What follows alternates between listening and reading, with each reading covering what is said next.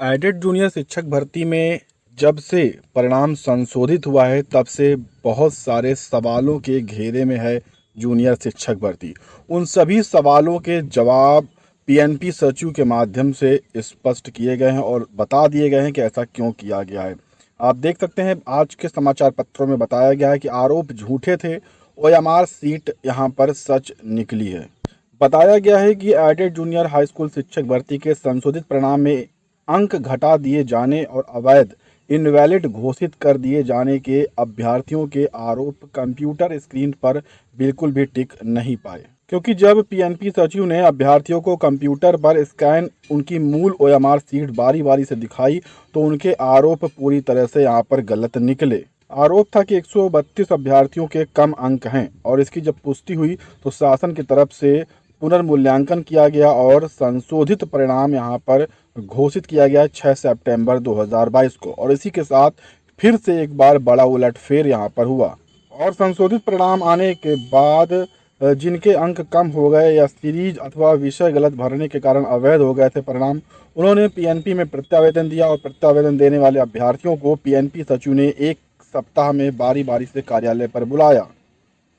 PNP सचिव ने बताया कि लगभग 250 अभ्यर्थियों ने प्रत्यावेदन दिया था। इसमें से 100 से ज़्यादा को उनकी मूल ओएमआर सीट अब तक कंप्यूटर पर दिखाई गई, जिस कारण से अंक और अवैध की स्थिति में कोई भी परिवर्तन नहीं हुआ है। यहाँ पर जब ऐसे प्रश्न के जवाब हुए तो यहाँ पर महिला अभ्यर्थी ने पूछा कि ये देखिए, मेरी ओएमआर सीट की कार्बन कॉपी पहले 134 अंक मिले थे, 117 कैसे हो गए। सचिव ने दिखाया कि देखिए अपनी मूल ओएमआर सीट, कई प्रश्नों के उत्तर में एक गोले को पूरा काला किया गया और दूसरे को अधूरा, इस कारण से ये अंक कम किए गए। इसके अलावा फिर से प्रश्न देखने को मिला कि पहले तो इसमें सही मानकर अंक दिए गए थे और ऐसी ही गड़बड़ी के कारण संशोधित परिणाम जारी हुआ, अन्यथा संशोधित परिणाम क्यों जारी होता, ये भी यहाँ पर पीएनपी सचिव के माध्यम से बताया गया। कुछ अभ्यर्थियों के माध्यम से ये भी आरोप लगाए गए थे कि 109 अंक पहले मिले थे, अब 3 अंक घट गए हैं। ओएमआर सीट उन्होंने कार्बन कॉपी दिखाई तो तुरंत यहाँ पर उन्होंने कंप्यूटर पर ओरिजिनल ओएमआर सीट दिखाई। सचिव सर ने कहा एक गोले को पूरा काला किया, दूसरे को आधा किया, इससे पूरा मूल्यांकन यहाँ पर नहीं किया गया। इसके अलावा भी एक सवाल और देखने को मिला कि पहले 124 अंक मिले, अब शून्य कैसे हो गया, पूरी तरह से जीरो कैसे हो गया।